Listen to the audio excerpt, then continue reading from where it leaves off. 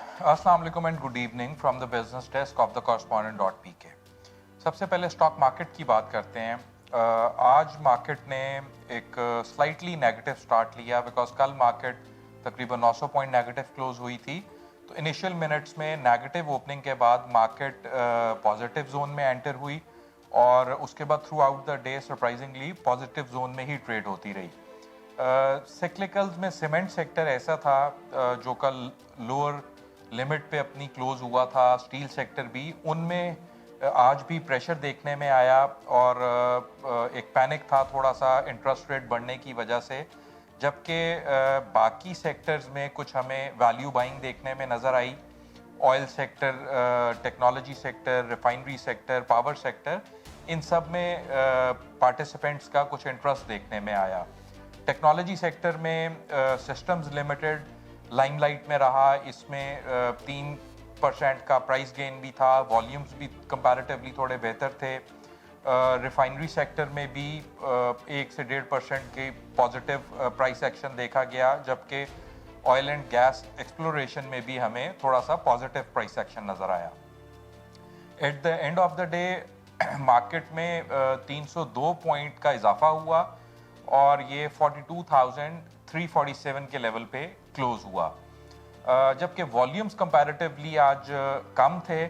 ये 139 million shares trade हुए, जो कि डे ऑन डे बेसिस 43% की कमी देखी गई। ट्रेडेड वैल्यू 5.05 बिलियन रही, इसमें भी 28% का डिक्लाइन देखा गया, जबकि मार्केट कैपिटलाइजेशन में 30 अरब रुपए का इजाफा हुआ day on day basis. Volume charts में WTL 18.5 मिलियन शेयर्स के साथ टॉप पर रहा। सेकंड पे यूनिटी रहा, इसमें 10.1 मिलियन शेयर्स ट्रेड हुए और थर्ड पर कराची इलेक्ट्रिक रहा, इसमें 7.5 मिलियन शेयर्स ट्रेड हुए। यूनिटी में आखिरी 1 घंटे में एक बाइंग इंटरेस्ट आया और इसकी प्राइस में भी इजाफा हुआ। ये तकरीबन 5.5 से 6% पॉजिटिव क्लोज हुआ है और वो एक प्राइस इतनी अट्रैक्टिव थी कि उसमें वैल्यू बाइंग नज़र आई लास्ट 1 आवर में। टोटल नंबर ऑफ कंपनीज जो ट्रेड हुई वो 339 थी। उसमें 188 कंपनीज पॉजिटिव क्लोज हुई, 123 नेगेटिव क्लोज हुई, जबकि 28 कंपनीज अनचेंज रहीं। गोइंग फॉरवर्ड जो पॉलिटिकल और इकोनॉमिक एक सिनेरियो है, उसमें अभी काफ़ी अनसर्टेनिटी है, तो मार्केट एक रेंज में ही ट्रेड होती नज़र आ रही है और जितनी भी नेगेटिव न्यूज़ आ रही हैं वो एब्जॉर्ब होती हैं। 1 या 2 दिन उनका रिएक्शन ज़रूर मार्केट में आता है, बट वैल्यूएशन इतनी अट्रैक्टिव हैं कि पार्टिसिपेंट्स का इंटरेस्ट मार्केट में आ जाता है और नेगेटिविटी एब्जॉर्ब हो जाती है, which is a good sign for the market. International markets की बात करें तो यूएस में कुछ नेगेटिव ट्रेंड देखने में आया। 1 से 1.5% नेगेटिव क्लोज हुई US markets.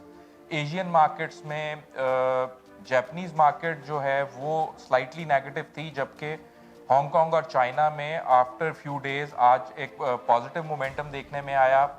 China 3% plus close हुआ, जबकि हांगकांग 5.25% पॉजिटिव क्लोज हुआ और यूरोपियन मार्केट्स अभी स्लाइटली 0.5% ऑलमोस्ट पॉजिटिव ट्रेड हो रही हैं।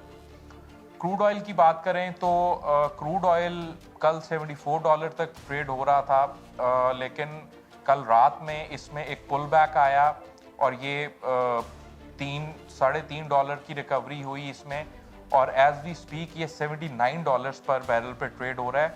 और उसकी शायद रीज़न ये है कि जो मार्केट एक्सपर्ट्स हैं वो एक्सपेक्ट ये कर रहे हैं कि इसकी प्राइस इतनी ज़्यादा नीचे आ गई है तो शायद ओपेक कंट्रीज़ जो हैं वो कोई सप्लाई कट का जो है वो इंडिकेशन दे दें, जिसकी वजह से एक ये पुल बैक आया है। पाक रुपये और डॉलर की बात करें तो आज एक ब्लैकलस्टर डे था, इसमें कोई ख़ास मूवमेंट नहीं थी और इंटरबैंक में ये अपनी कल की क्लोजिंग पर ही क्लोज हुआ है, विच इज़ 223.95। सो आज में कोई चेंज नहीं हुआ पाक रुपी और डॉलर की पैरिटी में। ऑन द इकोनॉमिक फ्रंट आज एक पॉजिटिव न्यूज़ ये आई जिसने शायद रुपी को भी फर्दर वीक होने से रोका, कि जो एशियन इन्वेस्टमेंट इंफ्रास्ट्रक्चर बैंक है उसने $500 मिलियन जो हैं वो डिस्पर्स कर दिए हैं स्टेट बैंक को प्रोग्राम फाइनेंसिंग के जो इन्होंने कमिट किए थे। और ये फाइनेंस मिनिस्टर इसाक डार ने ट्वीट भी किया है इसके ऊपर कि पैसे गवर्नमेंट ऑफ पाकिस्तान को रिसीव हो गए हैं।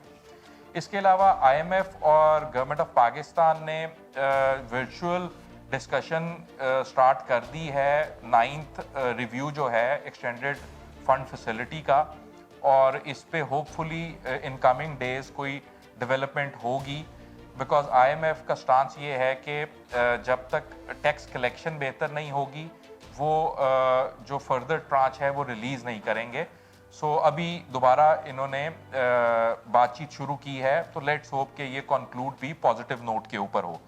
इसके अलावा काइबोर जो है वो अपने ऑल टाइम हाई पे आ गया है, ये 91 बेसिस पॉइंट के इजाफे के साथ 16.81 पे आ गया है, बिकॉज फ्राइडे को स्टेट बैंक ने 100 बिप्स का इंक्रीज किया है पॉलिसी रेट में, तो कल काइबोर ने भी अपने आप को अपवर्ड्स एडजस्ट किया है।